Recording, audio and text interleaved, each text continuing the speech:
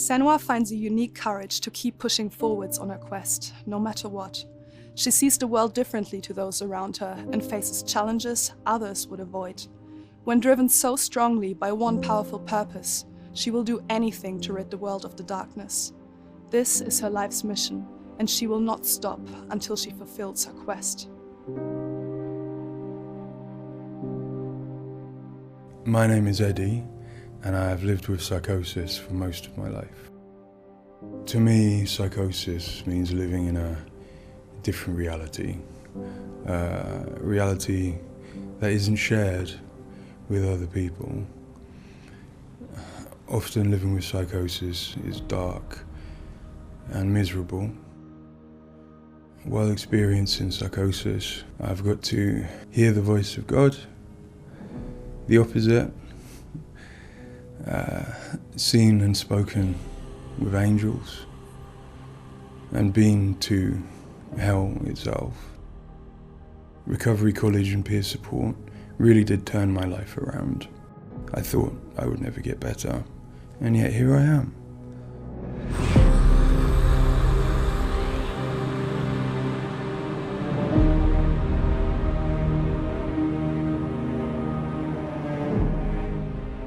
The things that Senua experiences in Hellblade are very similar to some of my own experiences. She lives in a reality that other people might find hard to understand. She sees significance in symbols, in meeting people, in all sorts of things that are going on around her. Senua is experiencing an altered state of reality which would be very hard to understand without having experienced it yourself or playing Hellblade. Lost soul who fought through hell to find us. You were lost. Not anymore. Are you ready for what you will find here? It's difficult saying that it's an illness, that it's not real. Of course, to me, it is. And of course, to Senua, it is. And that's what's driving her to do these amazing feats of courage, to overcome pain and exhaustion, to do what she knows she must. All the fear, everything I've seen, everything I've done has led me to this place. We've come so far, not far enough. Say it. You are ready. Tell them. In Senua's Saga, Hellblade II, we tell the second part of the story of Senua, a Celtic warrior who, like Eddie, has experiences of psychosis, seeing the world in a unique way and existing in a reality unshared by others. At a surface level, this manifests for Senua in seeing things that others don't, hearing things that others don't, and having unique beliefs about the world. My name's Paul Fletcher. I'm a psychiatrist and a professor of neuroscience at the University of Cambridge, and I've been working with the Ninja Theory team on Hellblade and other projects for several years now. I am a clinical doctor, but have also added research and teaching to my role. And in all three areas, I'm especially interested in the human brain and how it strives to make sense of the world, which is complex and changing all the time. The lake, like a mirror. You can see the reflection. Senua, like many people, experiences psychosis. Now, psychosis in the human brain and changing all the time. The lake, like a mirror. You can see the reflection. Senua, like many people, experiences psychosis. Now, psychosis is not a diagnosis, although it is associated with a number of medical and psychiatric conditions. But ultimately, it's a loose description of a shift in one's experience of reality. What are you doing? Screams of the dead. There's something here. They are not. I need to find out what it is. They are. A person with psychosis might experience changes in their perceptions and their beliefs. For example, they might see or hear things that other people can't, and they might come to believe things that are quite uncharacteristic for them. For example, they might feel that somebody, perhaps somebody even very close to them, is intent on trying to harm them. Now, it's very important to remember that this is not just a vague feeling or an imagination. To the person, it feels like their reality, just as everything around me feels like my reality to me.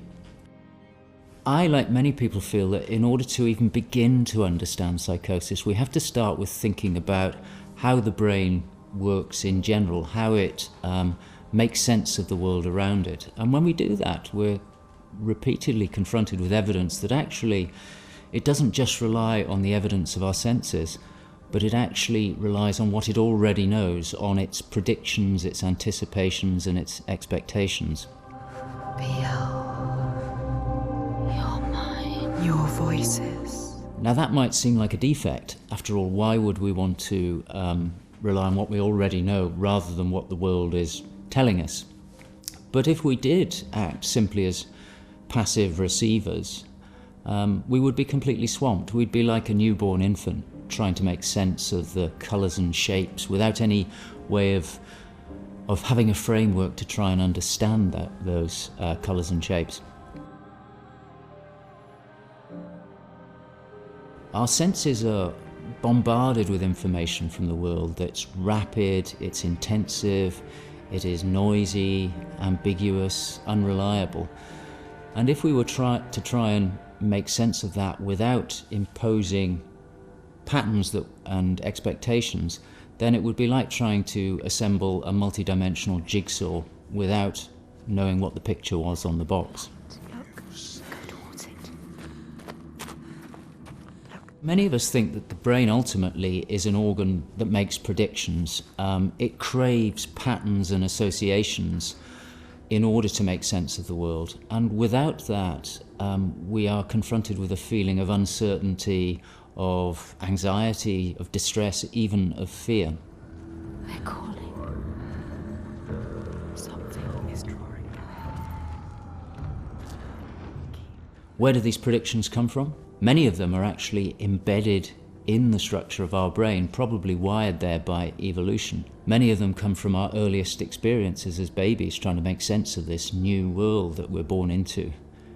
Many come from our early childhood experiences, from what we learn from others and how we interact with others, from our parents, our teachers, our friends.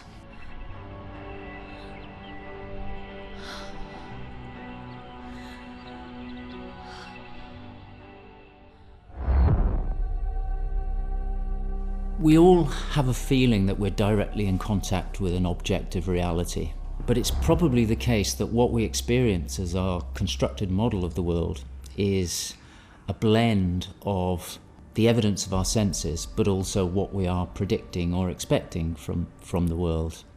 So this blend exists in a very fine and delicate balance, and the weighting of that balance probably varies a great deal across different individuals.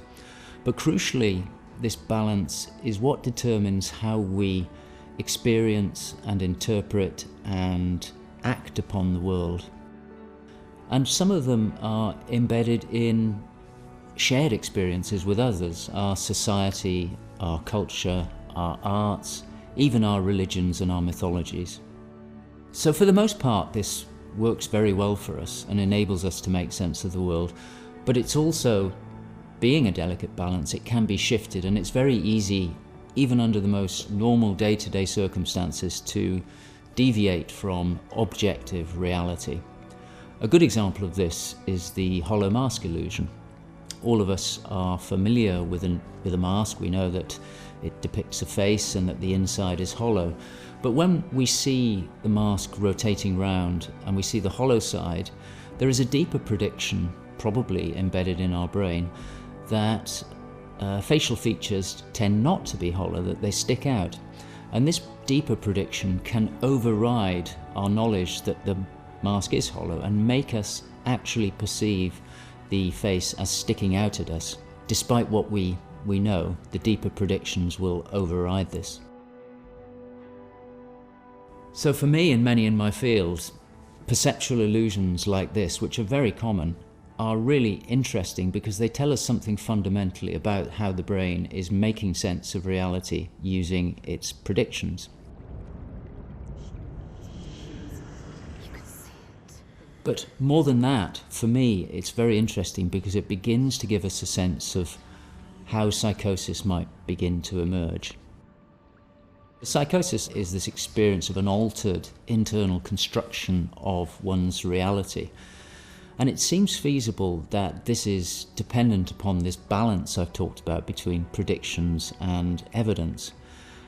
And it is probably the case that some people tend to weight their predictions more heavily. This, in many circumstances, is advantageous because it means that they can discern patterns and associations that perhaps other people can't.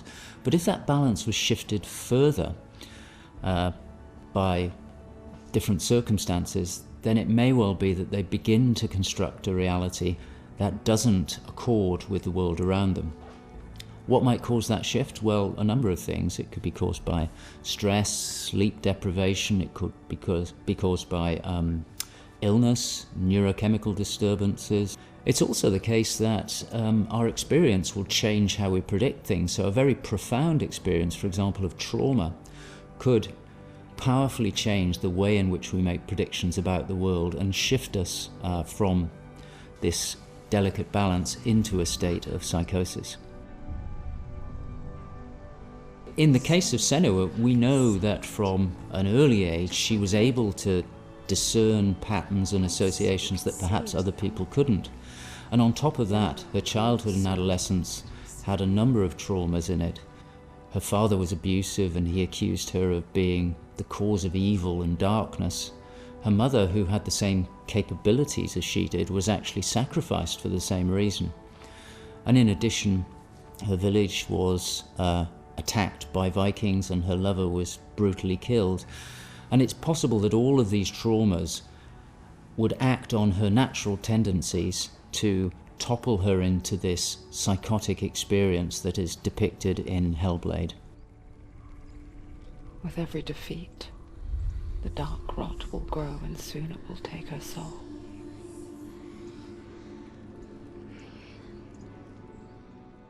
In Hellblade Senua's Sacrifice, we find Senua discovering and understanding her experiences. They're relatively new to her, and the pain and torment feels at its most acute. Having travelled to a new place, with a mind full of her trauma and truth stories of the Vikings, she embarks on a journey of coming to terms with what has happened in her life. Ultimately, rather than finding the unachievable certainty of rescuing Dillion, she achieves certainty in the realisation that Dillion is gone forever. She learns to accept his death, and in turn, her experiences of psychosis. Even in darkness, the wonder and the beauty of this world never leaves us. It is always there, waiting to... In Senua's Saga, we find Senua at a different place on her physical and mental journey. Empowered with the sense that she has overcome her own darkness, she's now compelled to follow a new quest, to save her people from that same darkness. You smell their fear. He's here. Death is coming. Look at the bones. Death is coming. Look at the bones. That's going to be you. That's going to be everyone. In Sacrifice, Senua's psychosis is acute and all-consuming. She is preoccupied and absorbed by her experiences. To some extent, she is enveloped and enslaved by the darkness. She cannot ignore her voices and visions. She's totally committed to the quest within her altered reality. In Saga, there has been some resolution to this. There's no miracle recovery. She still experiences the voices and visions. She still has a changed reality. But the balance of power has shifted. She is the one who is able to be in control. She's able to resist and challenge the voices. She's able to make decisions that much more clearly reflect her own goals. They see through your lies, and I will show them how to see as I do. I will not appease your gods. I will destroy them. And in addition, in Saga, she is able to encompass the reality of others. She sees them for the constructions that they are, and she is able to interact with them. And I think that's a very powerful change and a very important area to explore. They have lost everything. In Saga, we've had the opportunity to explore the next phase of Senua's mental health journey. One where she's come to a place of understanding, but where she and us as creators have new challenges to overcome. Where Senua's belief system will clash with that of others. Her experiences will play out in the presence of people who don't share her perspective. And where she feels a new sense of power in being chosen for the quest, but also a new weakness, bowing underneath the weight of responsibility that sits on her shoulders. Wait.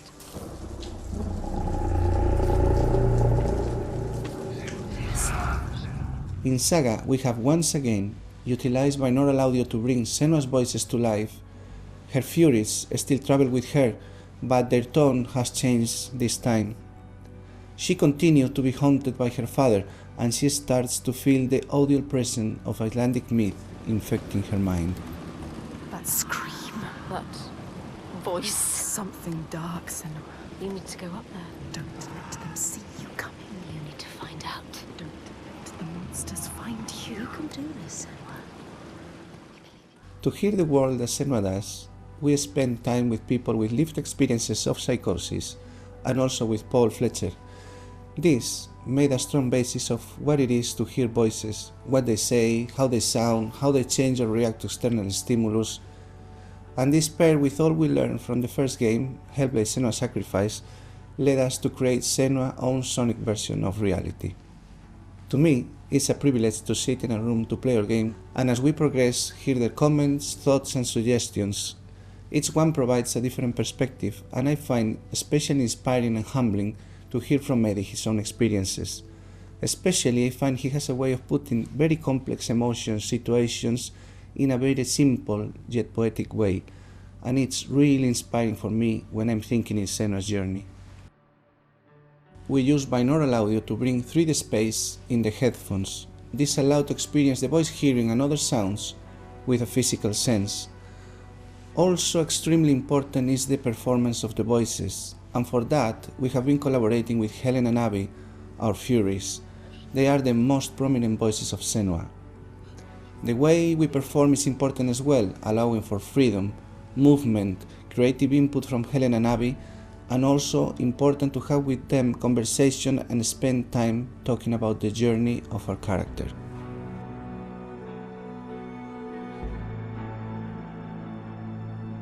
There is a lot of time gone into experimentation, so every sound in the game is connected in some way with the emotion that Senua is experiencing as she travels through Iceland, from the sounds of the nature to some of the musical moments. What's a sign? Beyond of its uniqueness or not, I find that for me, something extremely important is to create a connection beyond the game. So in understanding Senua's own reality and going on a journey with her, I hope our players will understand better how people experience reality different, and in doing so, I feel, we break those walls that keep us distant and lonely. My brothers used to come here to practice fighting. Sneak out. Follow them. For Saga, in order to bring Senua's experiences of hallucinations to life, it was very important for us to listen to people's real lived experiences.